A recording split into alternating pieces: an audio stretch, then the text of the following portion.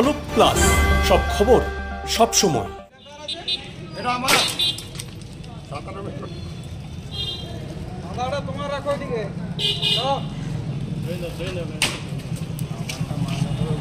সাদা পোশাকে পুলিশের দাদাগিরি, ছবিটা দেখলে তেমনটাই মনে হবে সকলের।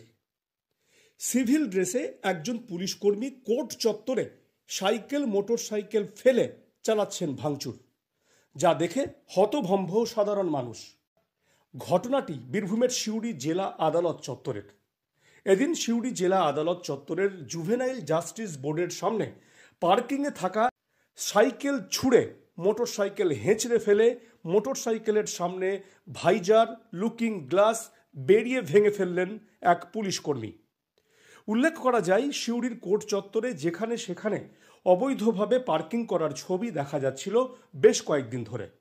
প্রশাসন সাধারণ মানুষকে এ নিয়ে সচেতন করেছিল, তারপরেও চলছিল যেখানে সেখানে পার্কিং। এদিন তারই ফলস্বরূপ দেখা গেল সিউড়ি জুভেনাইল জাস্টিস বোর্ডের সামনে অবৈধভাবে পার্কিং করে রাখা গাড়ি সাইকেলগুলিকে পুলিশ লাঠি দিয়ে বেরিয়ে ভাঙচুর চালাচ্ছে। প্রশ্ন উঠছে, এই কাজ ভুল করে যদি কেউ করেই থাকে, তাহলে সাধারণ পোশাক পরে একজন পুলিশ কর্মী এভাবে বেপরোয়া হয়ে গাড়ি মোটরসাইকেল ফেলে ভাঙচুর করতে পারে? উঠছে প্রশ্ন।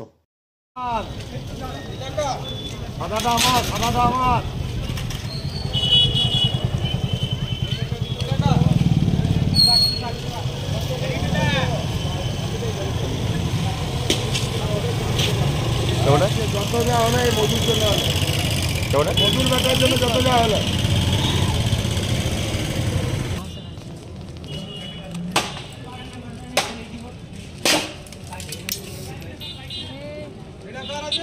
এটা আমার